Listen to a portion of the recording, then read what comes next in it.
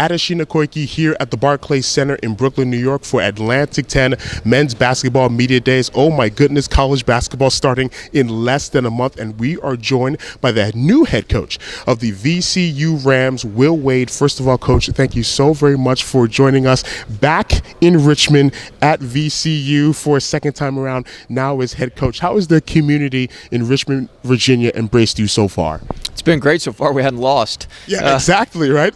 Always helps, right? Always helps when you're undefeated at a school. So we're like that, hopefully for a while, but at least for the next month or so, as you mentioned. But it's been phenomenal. You know, as an assistant, you travel around a lot, and you're a little bit of a nomad. But I was at VCU for 4 years as an assistant. That was my longest stint as an assistant coach. So I consider it home, and it's just been picking right back up where I left off, and just had a great time re-engaging with the fans, re-engaging with our boosters, and just the Richmond community. It's been a lot of fun. Are there nerves a little bit going into this job, given whom you have to replace in Shaka Smart, who went to the University of Texas? Any nerves going into this new job? Well, yeah, certainly you're a little bit nervous, but you're working so hard and put your face down and just go to work every day. You don't really focus on that. You focus on the opportunity ahead, what you have, what you have ahead of you, and just getting your team better every day, working with the guys and doing the best you can. You know, all I can do is the best job Will Wade can do. I can't be Shaka, I can't be any of the other former coaches, and I'm working as hard as I can to do the best job I can for our players and for our university and for our community every day, and that's what I put my focus on instead of worrying about other things that I can't really control.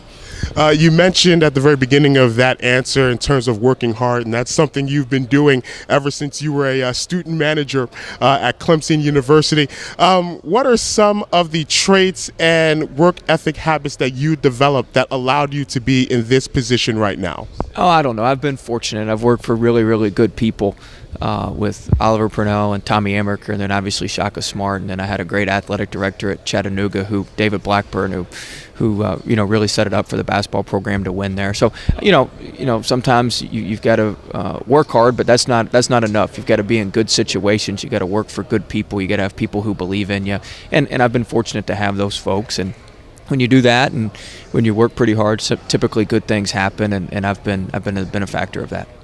It's a step up in class from the Southern Conference to the Atlantic 10. What do you think are going to be the biggest differences that you see in terms of on the court, in terms of the athleticism, in terms of the type of players you see and have seen in the Southern Conference compared to the players that you will see and scout in the Atlantic 10? Yeah, the Southern Conference is a good league. It was a good league. I enjoyed the league. Very good players, but the players here the big guys are a little bit bigger.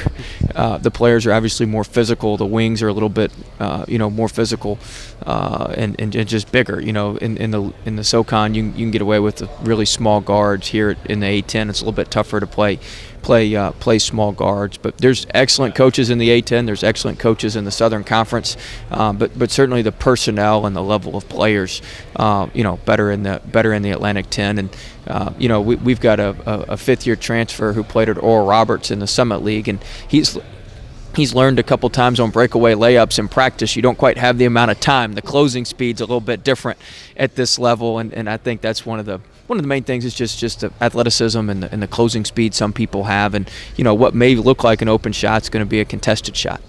How have the conversations been with some of the holdovers from the Shaka Smart regime, like a Melvin Johnson, like a Doug Brooks? How has those conversations been going and trying to acclimate yourself to those players? Yeah, it's been great. I recruited some of those guys. I was around as an assistant with Melvin, certainly, and I helped recruit a lot of the juniors.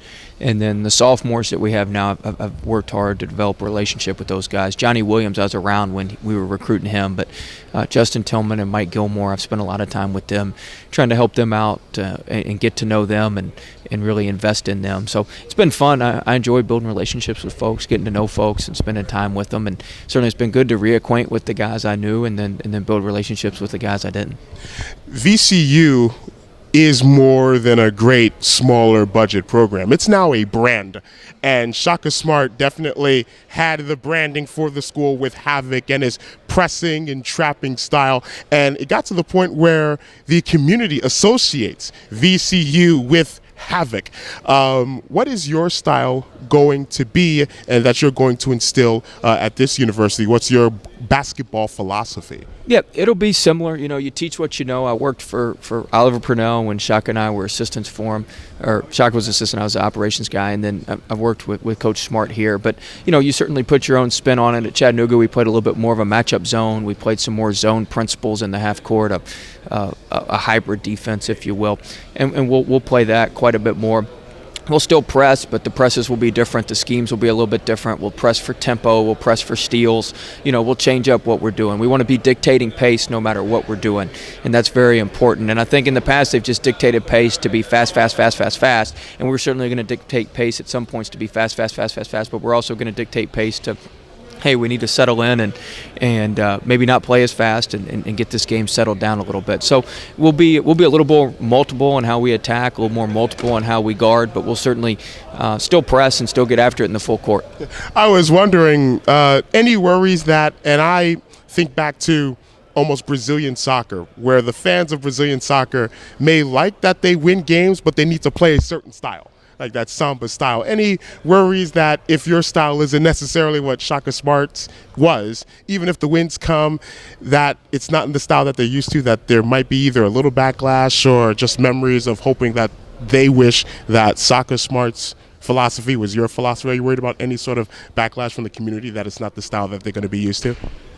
No, because I think they like winning. I think at the end of the day, I think people enjoy winning, and I think that they will appreciate whatever we do to win. Yes. And at the end of the day, that's what it's about, is winning and helping your kids and moving them forward. So I think they enjoy winning, and it won't be a drastic shift from what they've seen. It'll still be very aggressive, very in your face, but I think as long as we win, everybody will be happy. Yes. And you're one of the now many coaches and coaches that are moving up in the college and professional ranks that use analytics as a big part of your scouting and your research and in your coaching philosophy as well. How did you use analytics specifically when you were in the Southern Conference and improved Chattanooga the way you improved it, and how will you use it now being in a bigger league with most people would say tougher competition? Well, the analytics are the same. You just get the numbers and read the numbers, and I use it to shape our offense, to self-scout us. So if we need to change some things during the middle of the year, if we're too predictable or certain things are coming across loud and clear that other teams are picking up, we need to change that. And then you look for tendencies in scouting that certainly other coaches use, other teams use, and specifically in scouting we use it really on individual players, kind of like the NBA uses it to shut down maybe one or two target guys, one or two key guys.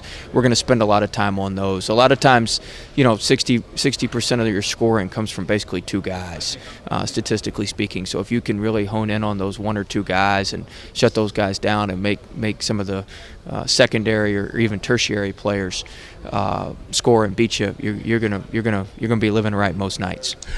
Are you living the dream, being a head coach at a big-time conference, not even 35 years old yet? Do you sometimes catch yourself needing to pinch yourself to think, wow, I'm at VCU, 32 years old, head coach, a program that's been to a Final Four recently. Is this the dream for you? Yeah, I mean, you're certainly very thankful for the opportunity, thankful that VCU believes in you and that the fans believe in you and that you're able to be put in this position. So it's a credit to a lot of the mentors, a lot of the folks that I've worked for, that I've been here and been able to learn from them. But yeah, sometimes you just, sometimes when you're having a bad day, you say, you know what, this beats the heck out of doing something else, and I'm in great shape here, and I love it, and it's a great place. So I'm very blessed, very thankful, and very appreciative of the opportunity to be the head coach at VCU. Will Wade is the head coach at VCU. Will, thank you so very much for joining us. Best of luck and success to you and the Rams in 2015-2016. Thank you very much. See you down the road in the A-10.